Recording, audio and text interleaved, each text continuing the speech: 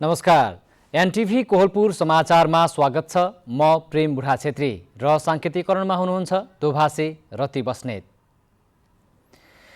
सरकारले पटक पटक म्याद थप गर्दा पनि दाङको घोराही तुलसीपुर सडकको काम 4 वर्षदेखि अलपत्र परेको छ। ठेकेदारको लापरवाहीले नागरिकले दुःख पाएका मात्रै छैनन्, ज्यान गुमाउनु पर्ने अवस्था छ। आजको समाचारमा घोराही तुलसीपुर सडक बनाउन खनिएको खाल्डोमा परि 4 वर्षको अवधिमा 19 जनाले अकालमै मृत्युवरण गर्नु परेको खबर छ। त्यसबाहेक उच्च अदालतको आदेश विपरीत मन्त्री परिषद पुनर्गठन गरेको कर्णाली प्रदेश सरकारको निर्णयबारे अधिवक्ताहरूको धारणा हामीसँग छ। साथमा इजिप्टको एक चर्चमा आगलागी हुँदा 41 जनाको दुःखद मृत्यु भएको प्रसङ्ग पनि। तर सुरुमा प्रमुख समाचार। ठेकेदारले समयमै काम नगर्दा दाङको घोराही तुलसीपुर सडकको काम 4 वर्षदेखि अलपत्र। सडक बनाउन खनिएको खाल्डोमा परि 19 जनाले ज्यान गुमाए। उच्च अदालतको आदेश विपरीत कर्णाली सरकारको मन्त्री परिषद पुनर्गठन। नवनियुक्त मन्त्री शाहीद्वारा आजै शपथ तथा पदबहाली। राष्ट्रिय परिचय पत्र तथा राहदानीका लागि नागरिकता अनिवार्य भएपछि कपिलवस्तुमा नागरिकता लिनेको भिड। दैनिक 150 देखि 200 सम्म वितरण। इजिप्टको कायरो नजिकै गिजा शहरमा रहेको चर्चमा आगलागी हुँदा कम्तीमा 41 जनाको मृत्यु, घाइते 55 जनाको उपचार हुँदै। र श्रीलङ्कामा आयोजना हुने 17 वर्ष मुनिको साफ च्याम्पियनसिप फुटबलको पहिलो खेलमा नेपालले भुटानको सामना गर्ने। खेल भदौ 22 गतेदेखि हुँदै।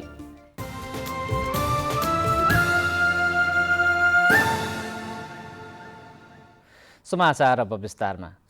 ठेकेदारले समयमै काम नगर्दा दाङको घोराही तुलसीपुर सडकको काम 4 वर्षदेखि अलपत्र परेको छ। सरकारले सडक बनाउन पटक पटक म्याद थप गर्दा समेत ठेकेदारले बेवास्ता गरेपछि नागरिकलाई आवत जावत गर्न मुस्किल परेको छ। 4 वर्षको अवधिमा 4 लेन सडक बनाउन खनिएको खाल्डोमा परि 19 जनाले ज्यान गुमाएका छन्। 10 पटक म्याद थप्दा पनि घोराही तुलसीपुर सडकको काम अलपत्र परेको छ। घोराईको बबई नदीदेखि तुलसीपुरसम्मको 27 किलोमिटर 4 लाइन सडक निर्माणको काम अलपत्र परेको हो। भारतको एक्जिम बैंकको ऋण सहायतामा निर्माण हुन थालेको सडक 2074-75बाट सुरु भएको हो। 4 वर्षको यो अवधिमा सडकको दायाँ बायाँको रुख काट्ने, खाल्टाखुल्टी पुर्ने र केही ठाउँमा हुमपाई बिछ्याउने काम मात्र पुरा भएको छ। 1 अर्ब 21 करोड 82 लाख अमेरिकी डलरको लागतमा सुरु भएको सडक बनाउने जिम्मा भारतीय तथ्य इन्जिनियरिङले पाएको छ।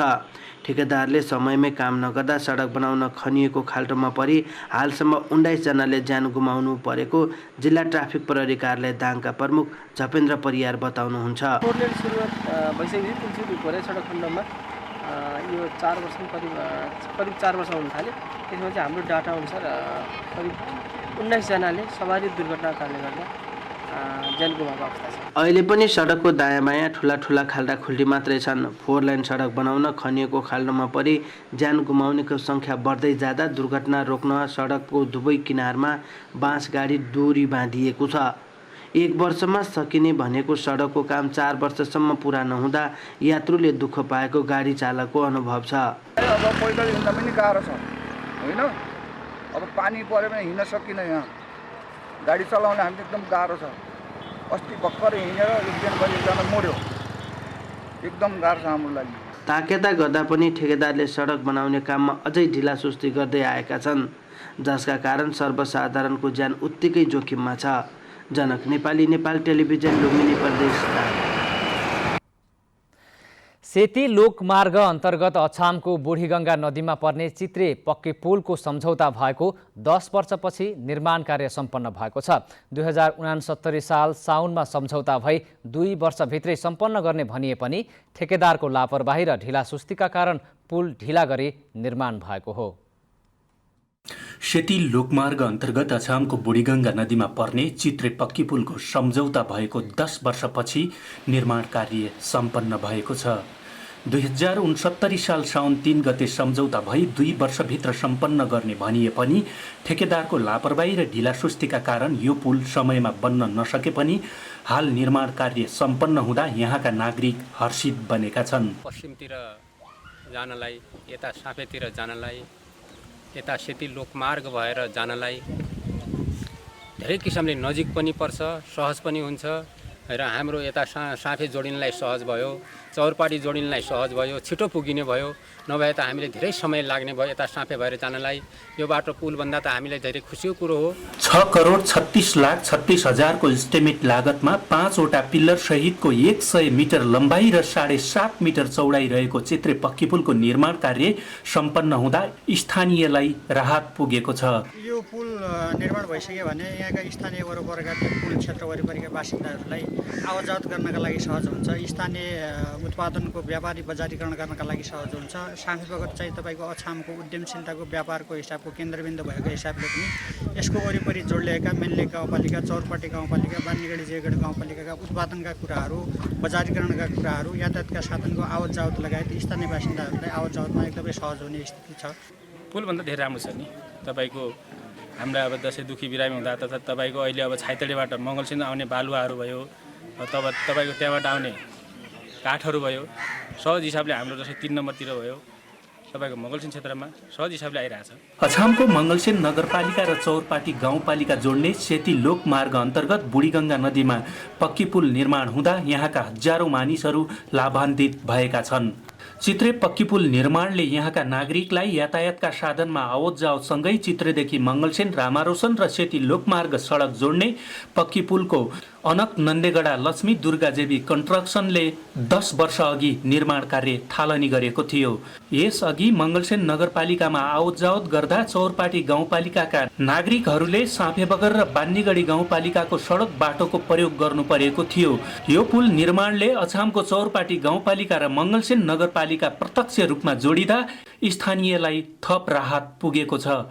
नरेन्द्र रावल, नेपाल टेलिभिजन, सुदूरपश्चिम प्रदेश, अछाम। कर्णाली प्रदेश सरकारको मन्त्री परिषद पुनर्गठन भएको छ। उद्योग, पर्यटन, वन तथा वातावरण मन्त्रालयको जिम्मेवारी पाउनुभएका नवनियुक्त मन्त्री वीरबहादुर शाहीले आज पद तथा गोपनीयताको शपथसँगै आजै पद बहाली गर्नु भएको छ। मन्त्री परिषद पुनर्गठन गर्दा समावेशितालाई कार्यान्वयन गर्न उच्च अदालत सुर्खेतले दिएको आदेशका बावजुद कर्णाली प्रदेश सरकारले मन्त्री शाहीलाई शपथ ग्रहण गराएको हो। मन्त्री परिषद समावेशी नभएको, महिला सहभागिता शून्य भएको भन्दै सबैतिरबाट आलोचना भइरहेका बेला नवनियुक्त उद्योग, पर्यटन, वन तथा वातावरण मन्त्री वीरबहादुर शाहीले आज पद तथा गोपनीयताको शपथ लिनु भएको हो। आज प्रदेश प्रमुख तिलक परियारले मन्त्री शाहीलाई पद तथा गोपनीयताको शपथ गराउनु भएको हो। बिहिबार नेकपा माओवादी केन्द्रबाट डोल्पाका शाही मन्त्रीमा नियुक्त हुनुभएको थियो। मन्त्री परिषद पुनर्गठन गर्दा समावेशितालाई ख्याल नगरिएको भन्दै उच्च अदालत सुर्खेतले पत्र लेखेपछि यसअघि उहाँको शपथ रोकिएको थियो। मन्त्री परिषदलाई समावेशी बनाउन उच्च अदालतले दिएको आदेशको कर्णाली सरकारले अवज्ञा गरेर नवनियुक्त मन्त्रीलाई शपथ गरायो। शक्ति पृथकीकरण र शक्ति सन्तुलनको अभ्यास गरिरहेका राज्यका निकायले एक अर्कालाई नटेर्ने वा जबरजस्ती गर्ने परिपाटीले संविधान कार्यान्वयनमा कस्तो प्रभाव पर्ला भनेर आज हामीले सुर्खेतका केही अधिवक्ताहरूलाई सोधेका छौँ। हेरौँ आजको आवाजमा।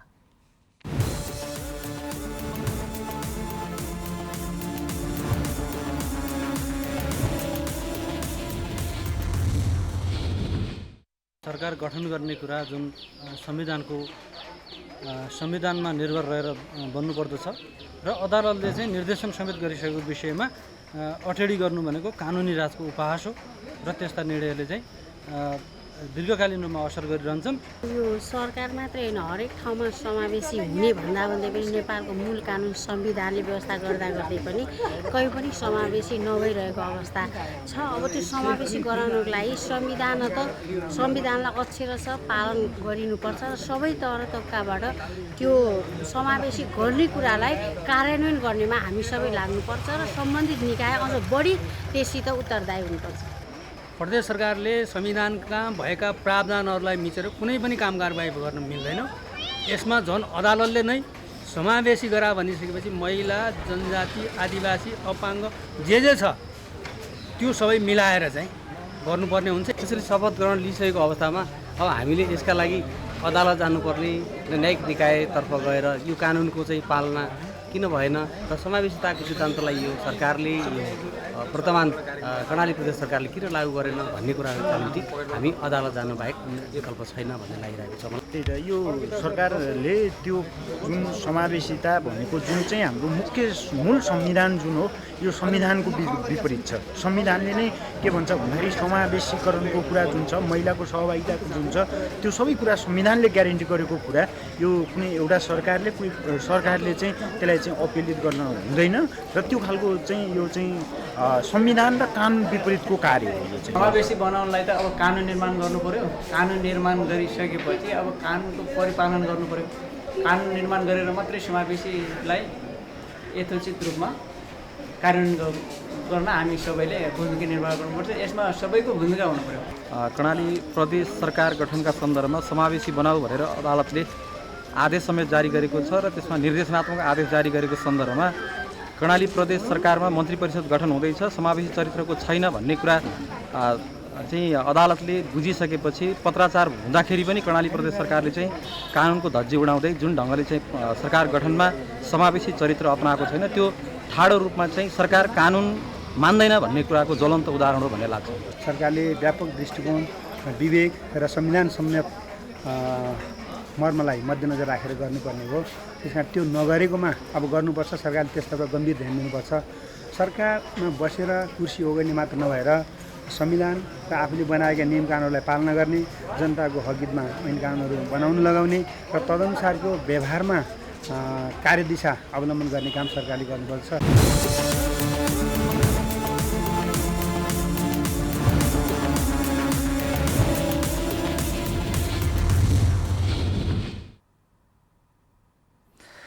लुम्बिनी प्रदेशका आन्तरिक मामिला, कानुन तथा सञ्चार मन्त्री एवं सरकारका प्रवक्ता तिलकराम शर्माले मुख्यमन्त्री कुलप्रसाद केसीको नेतृत्वमा गठित सरकारको 1 वर्षे कार्यकाल सफल भएको दावी गर्नुभएको छ। लुम्बिनी प्रदेश सरकारको 1 वर्ष पूरा भएको अवसरमा प्रदेश सरकारको तर्फबाट आयोजित पत्रकार सम्मेलनमा बोल्दै सरकारका प्रवक्ता शर्माले आर्थिक वर्ष 2078-79 मा आर्थिक वृद्धि दर 5.36% तथा प्रति व्यक्ति आय 1103 अमेरिकी डलर र राष्ट्रिय कुल गृहस्थ उत्पादनमा 14.1% योगदान रहेको बताउनु भएको छ।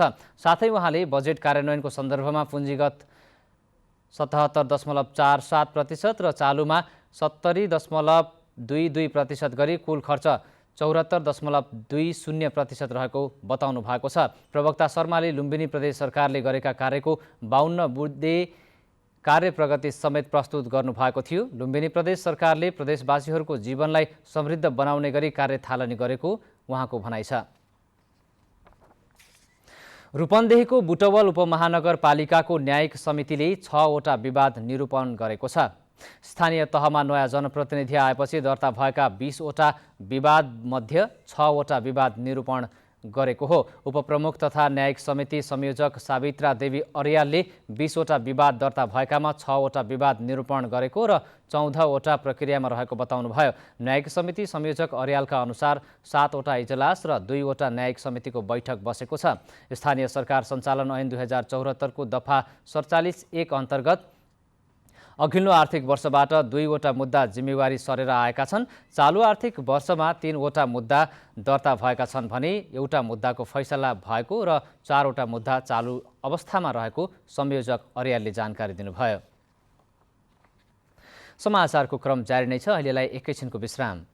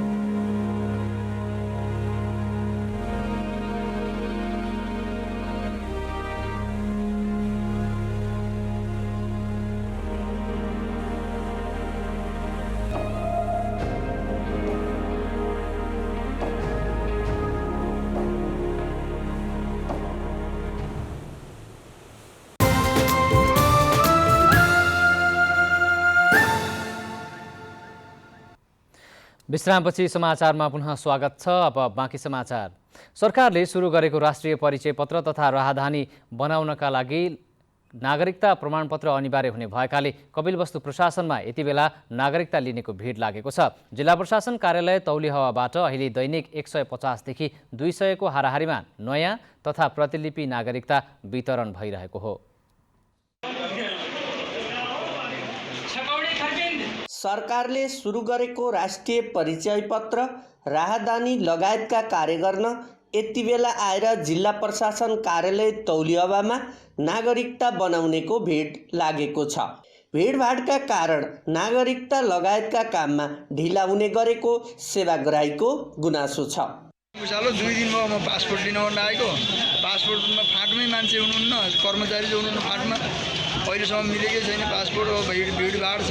चाहिँ परिचय पत्र मतदान त्यो बनाउन लागि आएको, छिटो बन्नु पर्यो।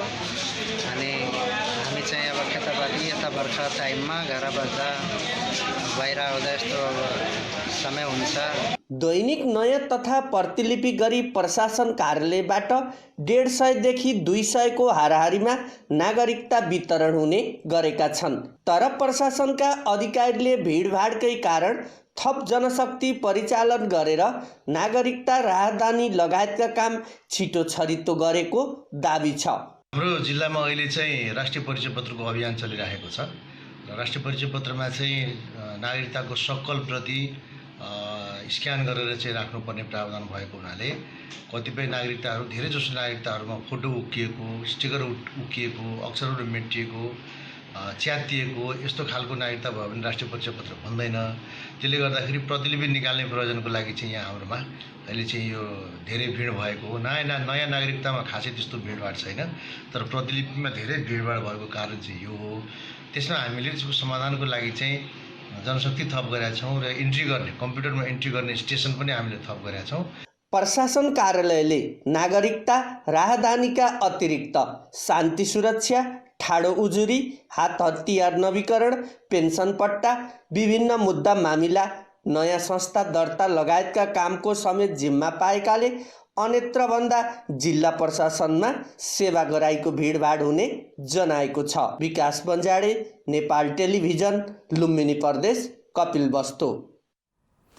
दाङको लमहीमा सभागृह निर्माण हुने भएको छ। शहरी विकास मन्त्रालयको 18 करोड बजेटबाट लमहीमा सभागृह निर्माण हुने भएको हो। केन्द्र र प्रदेश स्तरका ठूला सभा सम्मेलन सजिलै गर्न सकिने गरी सभागृह बनाउन थालिएको छ। लमही नगर विकास समितिको 1 बिघा जग्गामा सभागृह निर्माण हुने र सो सभागृहले समग्र दाङको आर्थिक विकासमा टेवा पुग्ने अपेक्षा गरिएको छ। सभागृहको शिलान्यास गर्दै शहरी विकास मन्त्री मेटमणि चौधरीले सभागृहले देउखुरीको आर्थिक विकासमा योगदान गर्ने बताउनुभयो।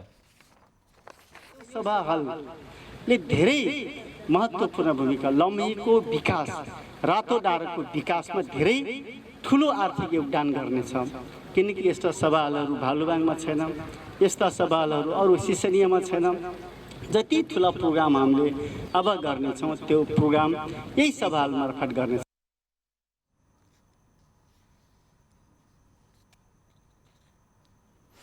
नेपालमा आज थप 455 जनामा कोरोना भाइरसको संक्रमण पुष्टि भएको छ। स्वास्थ्य तथा जनसङ्ख्या मन्त्रालयका अनुसार 4829 जनाको परीक्षणमा 455 जनामा संक्रमण पुष्टि भएको हो। पछिल्लो 24 घण्टामा कोरोना संक्रमणका कारण थप 2 जनाको मृत्यु भएको छ। यस्तै 302 जना संक्रमण मुक्त भएका छन्। हाल देशभर कोरोना भाइरसका सक्रिय संक्रमितको संख्या 5435 रहेको छ। भारतसँग सिमाना जोडिएको पश्चिम नवलपरासीमा कोरोना संक्रमण बढ्दै गएपछि परीक्षण दर बढाइने भएको छ। जिल्लाका विभिन्न पालिकामा संक्रमण बढ्दै गएपछि 7 पालिकामा समुदाय स्तरमा परीक्षण गर्ने निर्णय भएको जिल्ला कोभिड सङ्कट व्यवस्थापन केन्द्रका संयोजक एवं प्रमुख जिल्ला अधिकारी श्रवण कुमार पोखरेलले जानकारी दिनुभयो। खुल्ला सिमाना भएका कारण भारतबाट आउने मानिसको चेक जाँचका लागि केही दिनभित्रै महेशपुर भन्सार नाकामा स्वास्थ्य जाँच केन्द्र पनि स्थापना गरिने भएको छ। यस्तै अक्सिजनको पूर्ण व्यवस्थापन गर्न पहल गर्ने र जिल्लाका लागि आएको PCR मेसिन तत्काल सञ्चालन गर्ने तयारी गरिएको छ। पाल्पाको रिब्दीकोट गाउँपालिकाको स्वास्थ्य शाखाले वार्षिक प्रगति विवरण तथा कार्यक्रमको समीक्षा गरेको छ। पालिका भवनमा भएको कार्यक्रममा स्वास्थ्य शाखा संयोजक सुनिल अधिकारीले विगत 1 वर्षमा गरेका कामको प्रतिवेदन प्रस्तुत गर्नुभएको थियो। रिब्दीकोटका 5वटा स्वास्थ्य चौकीबाट 24 घण्टा सेवा प्रदान गर्दै आएको र खस्यौली प्राथमिक स्वास्थ्य केन्द्रबाट चिकित्सक सहितको सेवा समेत दिँदै आएको स्वास्थ्य शाखाले जनाएको छ। यस्तै नियमित र कोरोना विरुद्धको खोप लगाउने कार्यलाई प्राथमिकतामा राखेको, गाउँघरे क्लिनिक तथा समुदायमा स्वास्थ्य परीक्षणलाई तीव्रता दिएको स्वास्थ्य शाखाका प्रमुख अधिकारीले बताउनुभयो। समाचारको क्रम जारी नै छ, एकैछिनको विश्राम।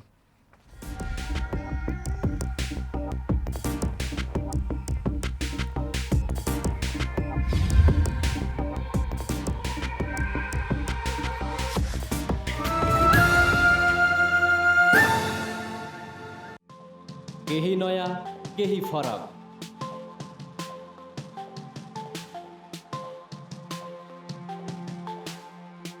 राष्ट्रिय सञ्चारको मेरुदण्ड नेपाल टेलिभिजनको प्रादेशिक च्यानल एनटिभी कोहलपुर।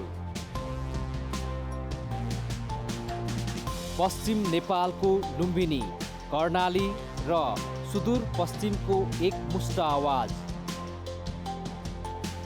सत्य समाचार, तटस्थ विचार।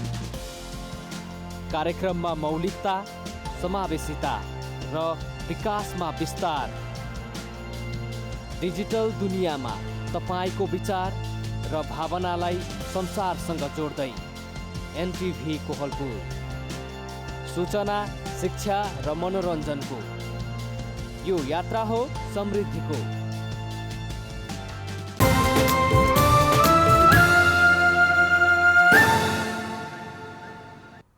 तपाई एनटिभी कोहलपुर हेर्दै हुनुहुन्छ। अब बाँकी समाचार। सरकारले महिलाको नाममा जग्गा रजिस्ट्रेसन पास गराउनेलाई राजस्वमा विशेष छुटको व्यवस्था गरेपछि कपिलवस्तुमा महिलाको नाममा जग्गा पास गराउने क्रम बढेको छ। कपिलवस्तुमा केही वर्ष अघिसम्म नगन्य मात्रामा रहेको महिलाको नाममा जग्गा पास हुने क्रम यति बेला वृद्धि भएको हो। सरकारले जग्गा किन्दा लाग्ने दर्ता शुल्कमा 25% छुट दिएको भए पनि सुरुवाती चरणमा फाटाफुट्टा मात्रै महिलाको नाममा जग्गा पास हुने गरेको थियो। भूमि सुधार तथा मालपोत कार्यालय तौली हावाका प्रमुख ऋषिराम पौडेलका अनुसार गत आर्थिक वर्षमा 5155 जना महिलाको नाममा जग्गा पास भएको देखिन्छ, जसले उनीहरूले 1,58,67,306 रुपैयाँ छुट पाएका छन्। अब अन्तर्राष्ट्रिय समाचार।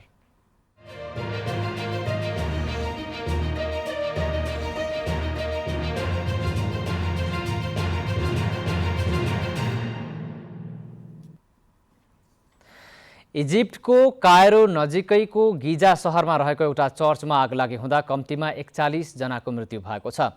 साथै अन्य 55 जना घाइते भएका इजिप्टको कप्टिक चर्चलाई उद्धृत गर्दै त्यहाँको स्वास्थ्य मन्त्रालयले जनाएको छ। 5000 उपासकहरू सामूहिक रूपमा भेला भइरहेका बेला विद्युत सर्ट भई आगो लागेको बताइएको छ। आग लागेपछि भएको भागदौडमा थप मानवीय क्षति भएको अन्तर्राष्ट्रिय सञ्चार माध्यमहरूले जनाएका छन्। मृत्यु हुनेमा बढी बालबालिका र महिलाहरू रहेको बताइएको छ। आगो निभाउन 15वटा दमकललाई घटनास्थलमा पठाइएको थियो भने एम्बुलेन्सले घाइतेहरूलाई नजिकैको अस्पतालमा पुर्याएका थिए। राष्ट्रपति अब्देल फताह अल सिसीले घटनाप्रति शोक प्रकट गर्नुभएको छ। अब आर्थिक समाचार।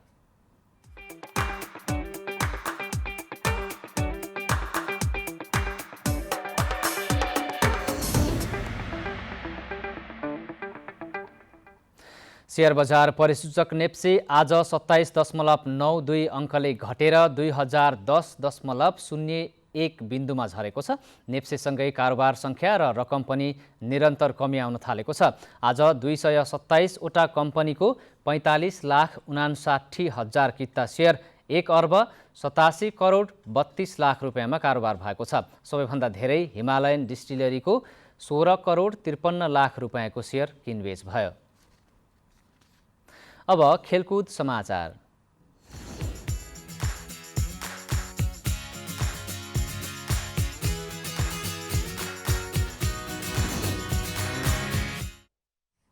श्रीलङ्कामा आयोजना हुने 17 वर्ष मुनिको साफ च्याम्पियनसिप फुटबलको पहिलो खेलमा नेपालले भुटानको सामना गर्ने भएको छ।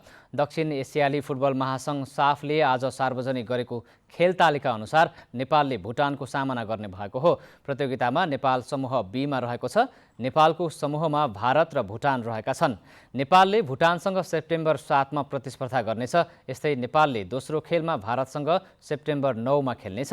समूह एमा आयोजक श्रीलङ्का, मालदिभ्स र बङ्गलादेश रहेका छन्। समूहको शीर्ष 2 टोलीले सेमिफाइनलमा स्थान बनाउनेछ। फाइनल सेप्टेम्बर 14मा हुनेछ। अब मौसम।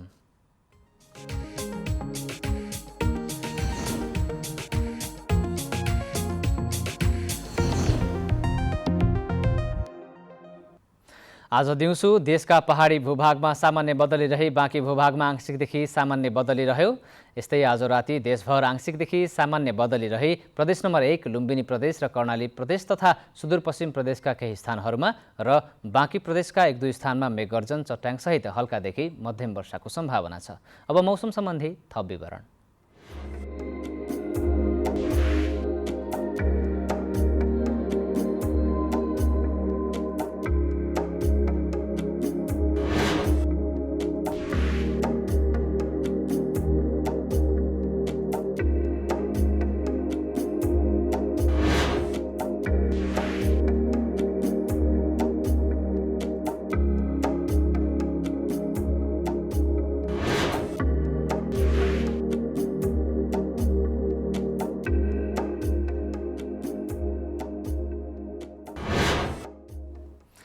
समाचारको अन्त्यमा प्रमुख समाचार पुनः एकपटक।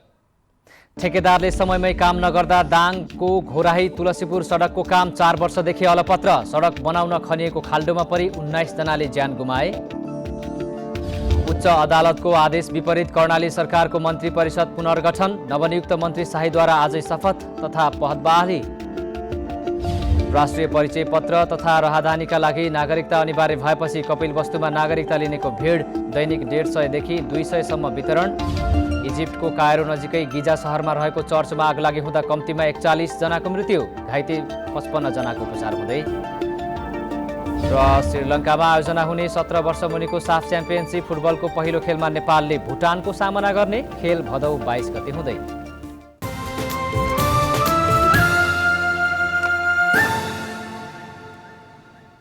हवस् त अहिलेलाई समाचारको सिलसिला यति नै। बिदा दिनुहोस्। नमस्कार।